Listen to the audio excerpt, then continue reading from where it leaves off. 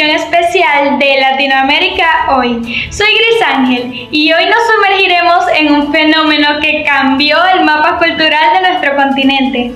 Así es, estoy hablando del boom latinoamericano, que no solo fue un movimiento literario, sino que fue un estallido editorial, social y cultural que entre las décadas de 1960 y 1970 proyectó las voces de nuestra región. Cuéntanos un poco más sobre el tema, Xavierlis. Saludos, Luis Ángel.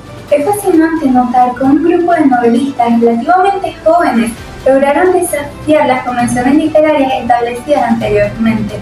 Pero para conocer este estallido, como lo fue el boom latinoamericano, debemos conocer aquella semilla, también conocido como un faro silencioso, y este es Juan Rulfo. En los próximos minutos analizaremos cómo el contexto sociopolítico, el mercado literario y la genialidad de Rulfo se alinearon para formar este hito histórico. Xavierlis, comencemos por lo básico. Muchos creen que el boom fue una escuela, pero los expertos coinciden en que fue un fenómeno de editorial y de marketing. Fue en el momento en donde la industria editorial española y figuras como el editor Carlos Barral y la agente Carmen Balcells decidieron que el mundo debía leer autores latinoamericanos. Exacto, Luis Ángel. Por primera vez, el escritor latinoamericano pasó por un proceso de profesionalización, es decir, que ahora podía vivir de sus regalías y no depender de empleos diplomáticos o burocráticos. Escritores como Julio Cortázar, Carlos Fuentes, Gabriel García Márquez y Mario Vargas Llosa se volvieron públicas, casi como celebridades de cine o incluso como líderes políticos. Y no podemos olvidarnos del contexto. La Revolución Cubana de 1959 generó una repentina curiosidad internacional por América Latina. Los escritores del boom utilizaron esta plataforma para denunciar dictaduras, desigualdades y represión, mezclando la experimentación técnica con un compromiso político profundo. Pero Luis Ángel, antes de que escritores como García Márquez escribieran sobre Macondo o Julio Cortázar nos hicieran buscar con Gabriela, un escritor que ya había roto todos los moldes con tan solo 2 libros, creó el ciclo de la novela revolucionaria tradicional que abrió las puertas a nuevas formas. Por supuesto, estamos hablando de Juan Rulfo. Xavierlis, su vida parece sacada de una de sus propias tragedias rurales. Nacido en Jalisco en 1917, su infancia fue marcada por la Guerra Cristera, donde perdió a su padre y a su madre antes de los 10 años de edad. Cuéntanos más detalles sobre esto, Xavierlis. Esa orfandad de sangre y su paso por un instituto que él mismo había descrito como una correccional y disciplina carcelaria formaron en Rulfo una sensibilidad introvertida y ascética. Fue así como él no era un hombre intelectual del café, sino alguien que había conocido y recorrido el profundo México, ya que había trabajado como agente de migración y vendedor informático de la compañía Woolrich Euskadi. Fue en esos viajes que Rulfo escuchó las historias que luego vertería en El Llano en Llamas de 1953 y su obra cumbre, Pedro Páramo, de 1955. Xavierlis, explícanos por qué se dice que Juan Rulfo inventó el realismo mágico antes de que el término se hiciera famoso.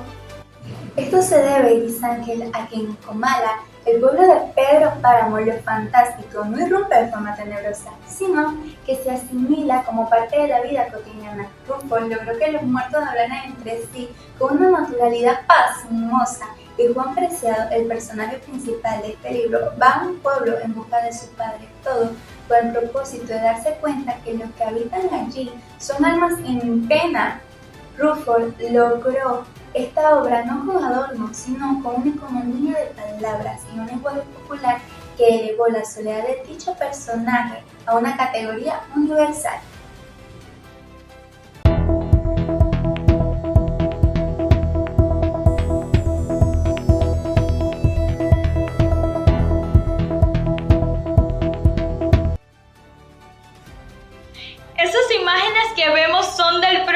Juan Rulfo. Susan Sontag llegó a decir que fue el mejor fotógrafo que había visto en toda América Latina. Su mirada capturaba edificios vacíos y pueblos fantasmas, la misma desolación que encontramos en sus letras. Pasemos ahora, Gris Ángel, a la influencia que fue Rulfo en el éxito de los demás, porque aunque él era de una generación anterior, la del 52, fue su técnica narrativa el parteaguas que sentó las bases para el experimento del boom. Hay una anécdota famosa, Xavierlis. Se dice que Gabriel García Márquez estaba bloqueado en México, hasta que su amigo Álvaro Mutis le entregó Pedro Páramo. Y en pocas palabras le dijo: lee esa broma, caramba, para que aprendas. Y el futuro Nobel colombiano se cayó de la cama de la impresión. Se leyó el libro 5 veces y llegó a aprendérselo de memoria. Es asombroso, Gris Ángel. Incluso García Márquez admitió que si no fuese por la influencia de Rulfo no habría logrado haber hecho volar a sus personajes en 100 años de soledad.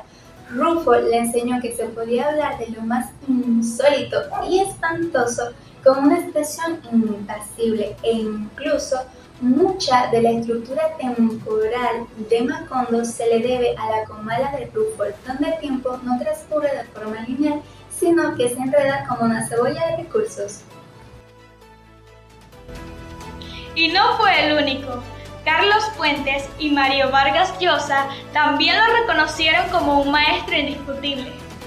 Y a pesar de que Rulfo dejó de publicar ficción después de los 50 años, alegando con humor que su tío Celerino, quien le contaba las historias, había muerto, su presencia en el boom fue constante como jurado, mentor y referente estético. Al final del día, el boom sirvió para que el mundo empezara a ver a Latinoamérica no desde los patronos extranjeros como venían siendo desde el eurocentrismo, sino que empezara a valorar nuestra propia jerga y mitología. Ahora bien, Rulfo fue el primero en demostrar que el regionalismo no tenía por qué ser algo estrecho y que el desamparo de un campesino en Jalisco era el desamparo de todo ser humano. Exactamente, el boom democratizó el acceso a la cultura regional. Lo que antes eran ediciones de 2000 ejemplares que Rulfo tenía que regalar porque no se vendían, se convirtieron años después en tirajes de 500.000 de ejemplares. Hoy, Pedro Páramo es parte de las 100 mejores novelas en español del siglo XX y ha sido traducida a más de 30 idiomas. Para cerrar, debemos recordar que la literatura del boom fue impulsada por la semilla rulfiana, que nos dio identidad y nos dio voz. Nos enseñó también que escribir era una toma de conciencia sobre nuestra historia y nuestro poder social. Se nos acaba el tiempo, pero la invitación sigue abierta. Si quieren entender por qué hoy hablamos con tanto orgullo de nuestras letras, lean a Rulfo, vayan a Comala, escuchen los susurros de los muertos y así entenderán por qué aquel estallido de los 60 sigue resonando en cada página que escribimos hoy. El boom late porque Rulfo le dio alma. Gracias por acompañarnos en este viaje sobre nuestra historia literaria. Soy Xavierlis. Y yo, Gris Ángel, y esto fue Latinoamérica Hoy. Hasta la próxima.